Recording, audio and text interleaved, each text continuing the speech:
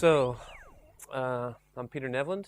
I am from Austin, Texas, and I seem to have this crazy knack for running into people who are incredibly talented and turn out to be way more famous than I am. I started performing back in full-time back in 2002. And within a couple of years, I met somebody in Austin, Texas, who said, "You have to come up to my little town of Stratford, Ontario. People would love you there. I just got to get you guys to perform there." It was me and my guitarist at the time, Paul Finley. And so we said, "Sure, that would be great." So they sent us a couple plane tickets. They were going to pay for us, to come up there. And so when we got up there, we played this show at this place called Tango. They would close the restaurant off in the evening and have like 50 people in, and we played this like 3.5 hour marathon show with like 3 encores and stuff. And at the end, I met this guy who was this really weird, strange looking guy named Nathan, and he had like hair here and here. It was almost that what's the evil dude in like the movie Zoolander, that kind of hair type thing.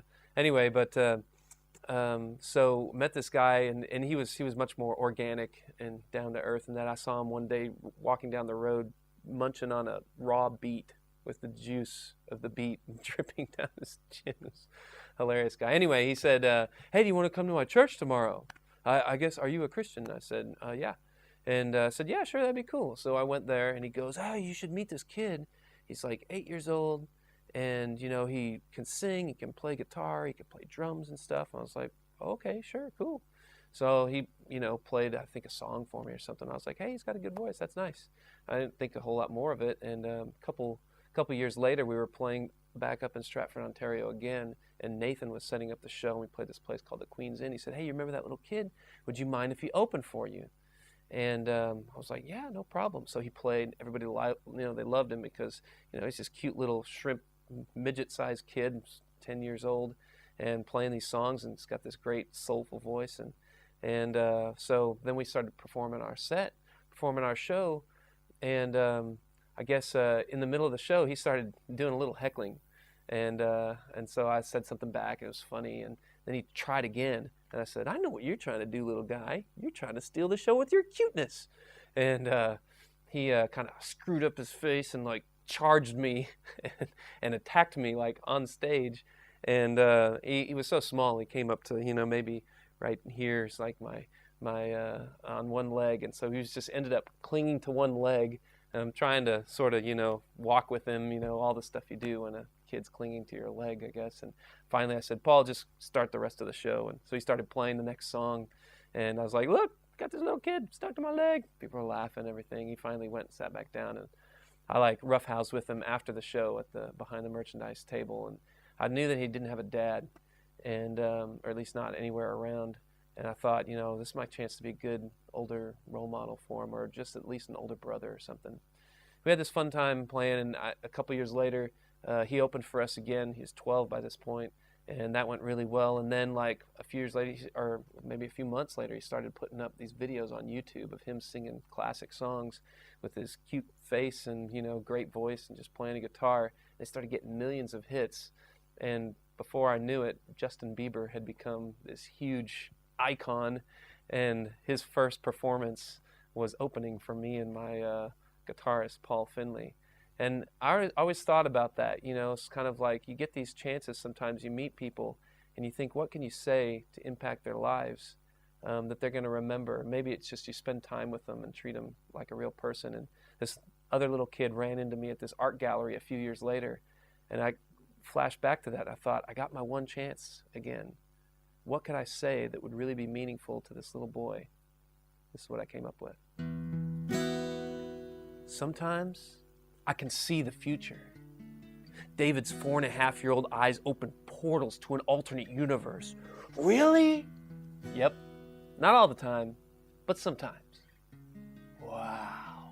Let's race. His little legs bounded off outside, begging me to follow, right past his mom, flying around the corner, kicking through muddy grass sullied with horse manure and gravel. I chased after him, 33-year-old heart injected with a time warp elixir made of everything's possible. I'm gonna catch you, I'm gonna catch you. David ducked his head, pumped his fist, and punched it into high gear. I inhaled the same joy of young boy treasure hunts, spring rain puddle stomping, and winter snow football tackles as I sped up alongside him, wanting to press my hand to that rusted pickup truck skin first and declare, "Victory!" But remembering that I was an adult, trying to beat a 4-year-old, I don't remember who won. My daddy has a pickup truck. Really? Do you get to see him much? Not much, but sometimes. His eyes fell to earth for a second before looking up to see this big male jumping bean still smiling at him with more compassion than before. A flash of excitement erased the melancholy from his face. "Come on, let's race!" And he took off again, back around the corner to where we started. This time, I let him win. "You beat me, man, you're so fast." Unfazed, he took off again, 4.5-year-old limbs wanting to extend this marathon of older male enjoyment as long as possible. We raced back and forth, faster than any racehorse could run, longer than the endurance of the sun. It's a good thing that I'm in relatively good shape because David wouldn't take no for an answer, pushed himself to go faster and faster. By the time the moon glanced a merciful eye down to our well-worn track, he noticed little legs beginning to wobble. "You're getting tired," I yelled mischievously as I chased after a slower pace. When we got back to home base, I said, "Do you want to look at the art?"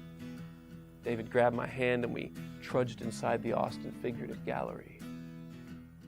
"She doesn't have any clothes on. She doesn't have any clothes on. How come she doesn't have any clothes on?" Man, I just met this kid, and I'm not even in a relationship with his mom, and already I get to have the talk with him.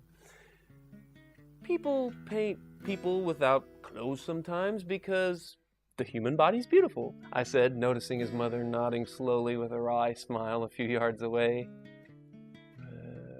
"She doesn't have any clothes on. Come on, let's race again." And he took off outside.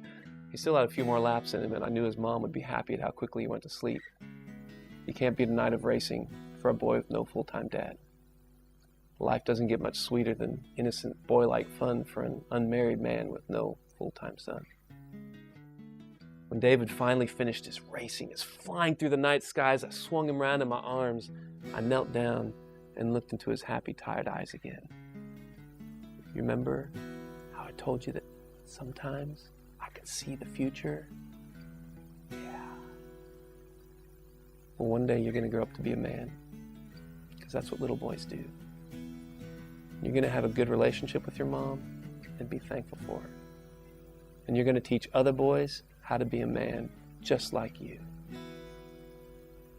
The silence of 2 seconds lasted like an eternity as a seed of hope took root in a child's vast universe. "Can we race one more time, Peter?" he asked, conquering what was left of my heart.